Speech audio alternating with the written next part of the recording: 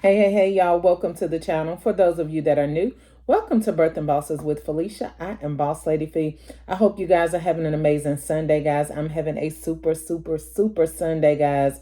I have been in the room designing, not on a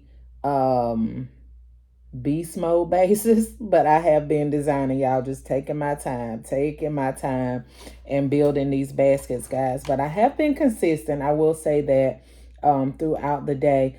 But I wanted to do a video with you all to give you all a recap of how it went yesterday, with the individual coming to pick up the order for the church. So I want to let you guys know how that went.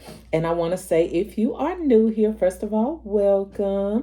If you are not subscribed to the channel, please go ahead and take this opportunity right now to go ahead and subscribe to this channel and hit the all button so that each and every time I upload a video, bam, you will be the first to be notified. So listen, guys, yesterday, how did things go? So a little small recap for those of you that maybe didn't see the video or don't have a clue what Boss Lady Fee is talking about.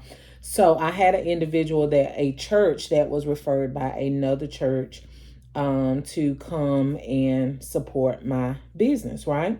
For those of you that do not know, I am the largest gift designer in my city and surrounding areas, okay? So I've been in the game for a long time. You see all this gray around here? And you probably don't see a whole lot because it's covered up by dye. But a long time, okay? I've been around for a long time. So my name has been around for a while. And I'm grateful to say that I have a good name. The Bible says that a good name, we should always strive to have a good name. All right. So make sure whatever type of business you are running, that you keep your good name in the community. All right. And wherever it may be. Okay. Keep a good name, because that's what's going to follow you for years and years. You could have changed the way you handle business. You could have changed the way you live your life. You could have changed, but because reputation follows, it's best to keep a good name than to have a bad name and have to fix it. Okay? I'm telling you what I know. All right? It's better to keep a good name than to have a bad name and have to fix it. All right? It's going to be really hard, because sometimes people will not let you live down bad situations. They will not let you live down bad experiences. And you could be totally changed. You could run your business totally different. You could be totally reliable now, but because you might have not been reliable that one time or that two times, it's going to follow you. So be careful and think about that if you are new, starting your business, or, whatever it is that you're doing. Keep that in mind, that your name will follow you for a long time. All right. So anyway, on to that. So the individual wanted to originally get 4 baskets, I was originally told. Okay. But when they came, they ended up purchasing 5 baskets. Okay. So first pointer I want to make, that I did not make known to the individual that came to purchase baskets. All right. I do this when I have gift showings, but I did not think about it when I was setting up a individual show and tell. So if you have a show and tell, or a gift showing, as I like to call them, at your home, that's something that I do periodically throughout the holidays. I definitely do it for Valentine's Day. I've started to do it for Christmas, and not Mother's Day per se, but I'm looking down at this newspaper, y'all, reading this thing. But yeah, I don't do it for Mother's Day, but I just had a couple of people to place like multiple orders, so I allowed them to come into my house to see what I have, right? So I didn't think about this, but when you are scheduling a showing at your home, or even in your gift showing, or whether it's an individual showing like I had yesterday, set a timer. Okay, set a time and make it known to the person when you set the schedule to tell them what time to be at your home, what time to be at your store. Set a set time for them to view your baskets, okay? Don't allow people to come to your home, allow them to come to your business and take up hours and hours and hours of your time. Now, this is to my store owners as well, okay? Keep in mind, for those of you that do not know and those that do know, I want to bring a reminder to you. I've had a brick and mortar business my whole entire entrepreneurship. Okay, I've been an entrepreneur my whole life. Ever since I was like 19 or 20, I've had a business. I've had a brick and mortar business. Okay, this is the first time, the last few years, that I have not had a brick and mortar. You guys know that I do have a church that I own, but as far as my store, I do not have it. Me and my husband made this large cash purchase where we purchased our church for cash. Prior to that, we let the brick and mortar go, okay? We let that go so that we can make that investment and then re-up on our money, okay? So I'm at the point now where I'm ready to go back into brick and mortar, whether it be renting or whether it be making an investment, getting an investment property, okay? That's something I'm kind of back at. It's back in view again, okay? All of this was taking place before my husband was killed, but now the bulk of their responsibility lies on me. So I'm kind of, praying and waiting things out just to see exactly what my next direction and next move need to be, right? So, I said all of that to say, when you are running a store, whether it's a home-based business or a store, do not allow people to come in and crowd up your time, okay? Number one, if you have a store, there are going to be other people that's coming in. If you're running a home, you have children. Some of you have a spouse, some of you have a baby daddy, or whatever you may have. You have other responsibilities that you have to take care of. You may have another customer that's coming, okay? You're not going to be able to allow a person, I don't care whether they're buying 5 baskets or they're buying 20. However many they're buying, allot them a specific amount of time, and after that time, wrap it on up, okay? Because some people are not conscious of time, and because they're not conscious of their time, they won't be conscious of your time. And you'll spend 2 and 3 hours to make $200, okay? To make $250. So yesterday I made $250, okay? And it wasn't too long, but it was starting to get too long, okay? They ended up being here. They supposed to got here at 12. They messaged to see if they could get here early. I said yes. So they got here about 11:45. It was like 12:48 when they left. So they was here approximately an hour, okay? It was getting a little bit too long for 5 baskets, okay? Too long. When I sell on the streets, it's like this, okay? So I'm used to dealing with customers. You get those talkers that come along here and there, but for the most part, you're going to have to speed them along. And that was one of the things that people loved about my husband. Now, my husband was a great, great talker. Rest his soul. He was a great talker, but people loved that about him, And I used to tell him, I said, "Hun, we running a business, you're not able to talk to 5 hours." But my husband was doing ministry. My husband, he was from the streets when I met him. So when he changed his life over, he was still dealing with those type of people. And it was all good because that's what my business insists of, or what my business entails. So it was good that he was able to do that and relate to the people. But I'm like, babe, you got 6, 7 people coming up at one time, and you standing here holding a conversation with this guy. Like, send him on down the road. I tell him to come back tomorrow, come back later on. But anyway, keep all of that in mind, because while one person may be enjoying you having a good talking, good time, there may be somebody else that has to hurry on to work, or they may, and some of us are talkers too now, okay? All right. Some of us are talkers. So if you are the gift basket designer, you are the entrepreneur, keep that in mind. Some people may be coming, they quick. They got to get to work. They on their lunch break. They may not be able to stand there and talk to you about what you fed your children for lunch. They may not be able to stand there and talk to you about what your pastor talked about last week. They may not be able to stand there and hear about your grandson, your granddaughter, and 2 of your nieces graduating next week. Okay? Keep that in mind, all right? Not that you're being rude or even that I'm being rude to you guys by telling you that, but I'm telling you, stuff that will make people that can make or break your business. Okay. There has been people that work at stores or run businesses. Let's talk about businesses since that's what we're talking about. And they talk too excessively. Okay. And it made me not want to go to them for business. Like, they did great work, but I'd be like, I don't have time for that today. I don't have time to do all that talking today. I just need my service done and I need to be on my way. I'm always rolling, rolling, rolling. Like, I've learned how to slow down and smell the roses, but at the same token, I'm not gonna be able to smell roses every day. Okay, I gotta work today. We'll smell roses tomorrow. We'll talk tomorrow. We'll catch up about your grandkids tomorrow.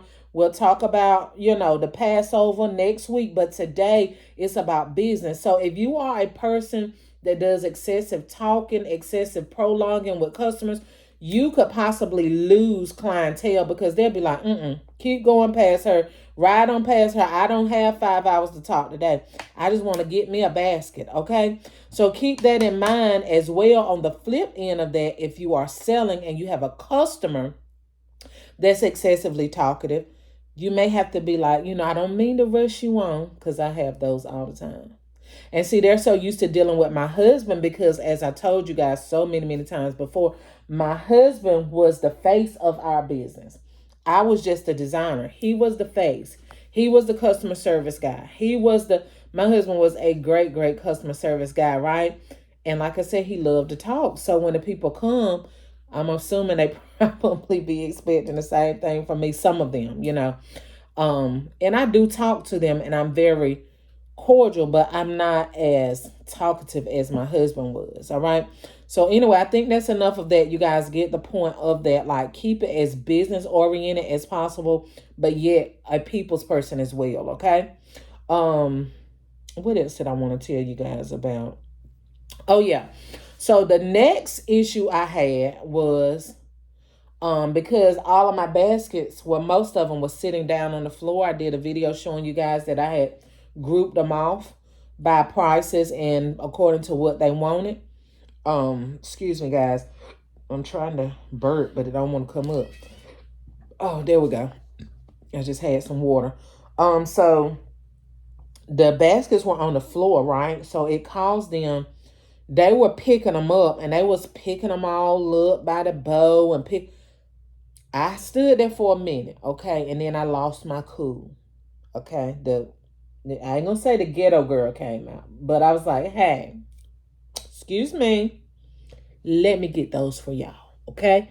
Because what we're not gonna do is destroy my product, because you're not buying all of these baskets. Now, if you were buying all of them, you could pick them up by the neck. You could pick them up by the back. You could turn them upside down. Whatever you want to do, as long as you didn't pay for them. But these baskets already got to travel in a SUV. I mean, not an SUV.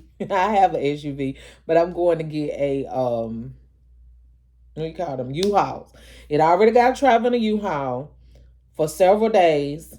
People are already going to be picking them up. Like, don't be timid and shy when it comes to your business. Don't be afraid to say, excuse me, could you handle this a little bit better? Like, I put my love and attention into this. These baskets got a lot of love and care. Let me get that for you.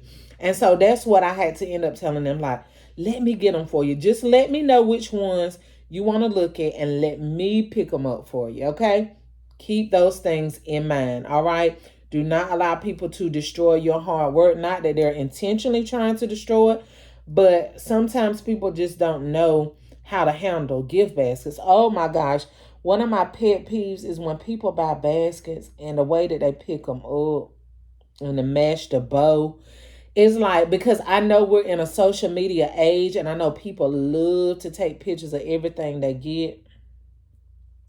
And I know that my name is on those baskets, baby. If I see you, I said, listen, please don't pick it up by the bow. Let me fluff that out for you. But I can only imagine how some of those baskets get to the individuals' houses. Then they take them and just throw them in the trunk.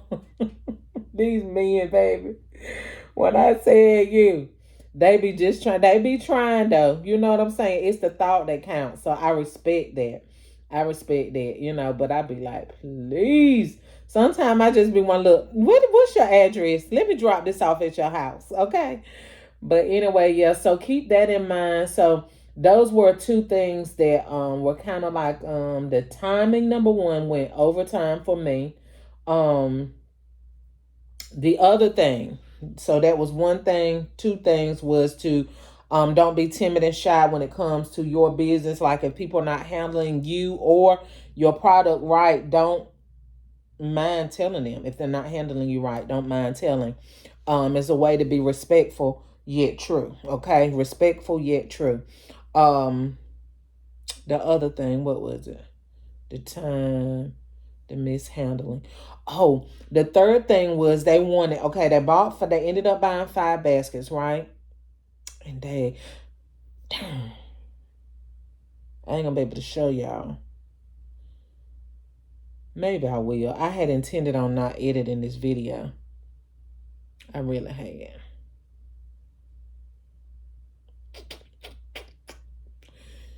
Anyway, they picked 5 baskets, y'all. I'm not going to show the baskets. This is going to be too much. This video is very long, and when videos are long, it takes a lot for me to edit and upload. So, I'm just uploading it as is. So, I got a clip of it. Maybe I'll do it on a short or something. But anyway, I made $250 off of 5 baskets. Most of them were small. The one that they got for the pastor was kind of big. But they asked if they could leave the baskets here. Okay. We want to be nice, but at the same token, I'm building a lot of baskets. Okay. And everyone's house, everybody's business is already overcrowded. Like, that's the whole great purpose of me wanting you to come on and pick your baskets out early so you can get them and go. And I can know how many I have for the streets versus how many, are already allotted to customers. But if I got to keep your baskets, that kind of defeats the purpose of me clearing out space to make more. But I agreed to let them pick them up Friday or Saturday. But see, there's inconveniencing to me because on Friday and Saturday, I'm going to be rolling like popcorn, baby. I'm going to be popping like popcorn.